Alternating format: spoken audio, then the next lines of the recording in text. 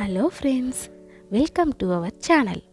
இந்த வீடியோவில் நம்ம ஒரு சுவையான டேஸ்டியான சாதத்துக்கு ஏற்ற மாதிரி ஒரு குருமா குழம்பு எப்படி செய்கிறதுன்னு தான் பார்க்க போகிறோம். இந்த குருமா குழம்பு பார்த்திங்கன்னா ரொம்பவே டேஸ்டியாக இருக்கும். சிம்பிளாக ரெண்டு காயை வச்சு செஞ்சிடலாம். ஸோ இப்போ நம்ம டைம் வேஸ்ட் பண்ணாத வாங்க வீடியோக்குள்ளே போயிடலாம். ஃபஸ்ட்டு நம்ம இந்த குழம்புக்கு அரைக்க வேண்டிய பொருளை நம்ம அரைச்சி எடுத்து வச்சுப்போம். அதுக்காக நான் அரைக்காய் பொடி, தேங்காய் திருவல் போட்டிருக்கேன். அப்புறம் 2 லவங்கப்பட்டை, ஒரு அன்னாச்சி பூ 1, அப்புறம் கிராம்பு ஒரு 3-4 ஆட் பண்ணிக்கோங்க. அப்புறம் கொஞ்சம் பூண்டு பல், அப்புறம் இஞ்சி கொஞ்சம், அப்புறம் பாதியாக கட் பண்ணி வச்சுருக்க ஒரு 4-5 பச்சை மிளகா. இது கூட 5 முந்திரி பருப்பையும் நான் ஆட் பண்ணிக்கிறேன். முந்திரி பருப்பு ஆட் பண்ணும்போது ரொம்ப டேஸ்டியாக இருக்கும். அப்புறம் பார்த்திங்கன்னா ஒரு அரை சின்ன வெங்காயம் அளவுக்கு பாதியாக கட் பண்ணி ஆட் பண்ணிக்கிறேன். அப்புறம் ஒரு 1/2 டீஸ்பூன் அளவுக்கு பெருஞ்சீரகம் நம்ம ஆட் பண்ணி எல்லாத்தையும் சேர்த்து அரைச்சி இந்த பதத்தில் நம்ம எடுத்து வச்சுக்கலாம் தனியாக. இப்போ நம்ம இதை ரெடி பண்ணுறதுக்காக கடாயை சூடு பண்ணி அதில் 3 டீஸ்பூன் இல்லை 4 டீஸ்பூன் அளவுக்கு ஆயில் ஆட் பண்ணிக்கலாம். இது காஞ்சதுமே பார்த்திங்கன்னா கடுகு ஆட் பண்ணி அது பொரிய விட்டுக்கலாம். இது பொரிஞ்சதும் ஒரு 2 பெரிய வெங்காயம் நான் பொடிசாக கட் பண்ணி வச்சுருக்கேன், அதை ஆட் பண்ணி அதை வதக்கிக்கலாம்.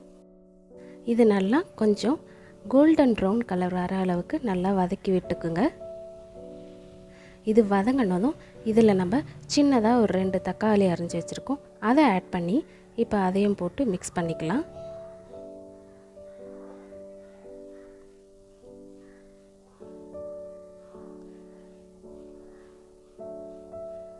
இது நல்லா இப்போ வதங்கிடுச்சு. பார்த்திங்கன்னா தெரியும், எண்ணெய் தனியாக பிரிஞ்சு வர அளவுக்கு நம்ம இதை லோ ஃப்ளேம்லேயே வச்சு வதக்கி எடுத்துருக்கலாம்.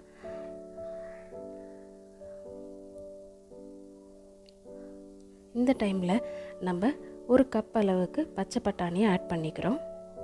அது கூட 2 பெருசாக உருளைக்கிழங்கு ஆட் பண்ணிக்கிறோம். இந்த மாதிரி கட் பண்ணி வச்சுருக்கேன் கழுவி. அப்புறம் காலிஃப்ளவர் ஆட் பண்ணிக்கிறோம். இந்த காலிஃப்ளவர் பார்த்திங்கன்னா நம்ம பறித்து அதை சுடு தண்ணியில் நம்ம ஒரு 5 நிமிஷம் வச்சுட்டு அதுக்கப்புறம் ஆட் பண்ணால் அதில் உள்ள தூசி மற்ற பூச்சிலாம் க்ளீன் ஆகிடும். ஸோ சாப்பிட்றதுக்கும் ரொம்பவே நல்லாயிருக்கும். இப்போ இது எல்லாத்தையுமே போட்டு நம்ம மிக்ஸ் பண்ணிக்கலாம்.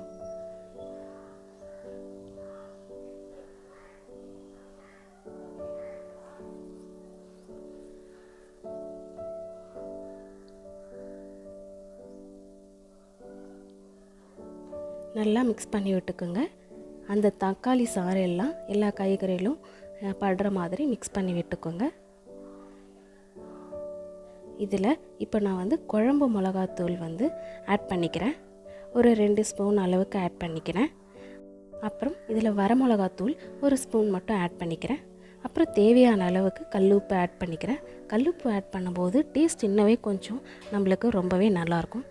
அப்புறம் இதில் நான் பார்த்திங்கன்னா ஒரு 2 கிளாஸ் அளவுக்கு தண்ணி ஆட் பண்ணி நல்லா எல்லாத்தையும் மிக்ஸ் பண்ணி விட்டுக்கிறேன்.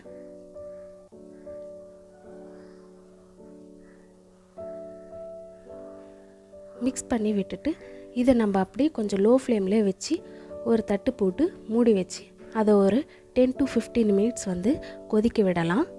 காயெல்லாம் கொஞ்சம் நல்லா வேகணும். இங்கே பார்த்திங்களா, இப்போ நல்லா வெந்துடுச்சு. பார்த்திங்கன்னா தெரியும் உங்களுக்கு காய்கறிலாம் நல்லாவே வெந்திருக்கு. இந்த டைமில் நீங்கள் உப்பெல்லாம் கொஞ்சம் கரெக்டாக இருக்கான்னு பார்த்துக்குங்க. இப்போ நம்ம அரைச்சி எடுத்து வச்சுக்கிற அந்த தேங்காய் பாலை இதில் ஆட் பண்ணிப்போம். அந்த தேங்காய் பால் மிச்சத்தில் இன்னும் ஒரு அரை கிளாஸ் தண்ணி ஆட் பண்ணி நீங்கள் அதில் ஆட் பண்ணி எல்லாத்தையுமே நல்லா கலந்து விட்டுக்கோங்க. அந்த தேங்காய் பாலும் நம்ம குழம்பும் நல்லா மிக்ஸ் ஆகிற மாதிரி கலந்து விட்டுக்கோங்க.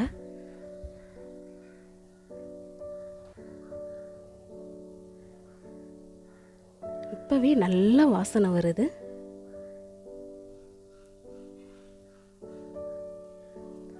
இப்போது இதை நம்ம மூடி வச்சு ஒரு 5 மினிட்ஸ் மட்டும் கொதிக்க விடலாம். ஏன்னா அந்த தேங்காய் பாலோட பச்சை வாசனை நம்மளுக்கு அடங்கணும்ல, ரொம்ப கொதிக்க விடக்கூடாது. இப்போ பார்த்திங்கன்னா 5 மினிட்ஸ் முடிஞ்சிடுச்சு. இப்போ பார்த்திங்கன்னா உங்களுக்கு நல்லாவே கொதித்து அழகான கலரில் குருமா குழம்பு ரெடி ஆகிருக்கு. ரொம்பவே அருமையாக இருக்குது. பச்சை பட்டாணி கலரும் அழகாக நம்மளுக்கு க்ரீனிஷாக கிடச்சிருக்கு. ரொம்ப நீங்கள் கொதிக்க விட்டிங்கன்னா இந்த மாதிரி உங்களுக்கு க்ரீன் கலரில் உங்களுக்கு பச்சை பட்டாணி வராது. பார்த்தீங்களா, ரொம்பவே சிம்பிளான டேஸ்டியான குருமா குழம்பு ரெடி ஆகிடுச்சு. இதே மாதிரி நீங்களும் உங்கள் வீட்டில் ட்ரை பண்ணி பாருங்கள். ரொம்பவே டேஸ்டியாக இருக்கும். அவ்வளோதாங்க.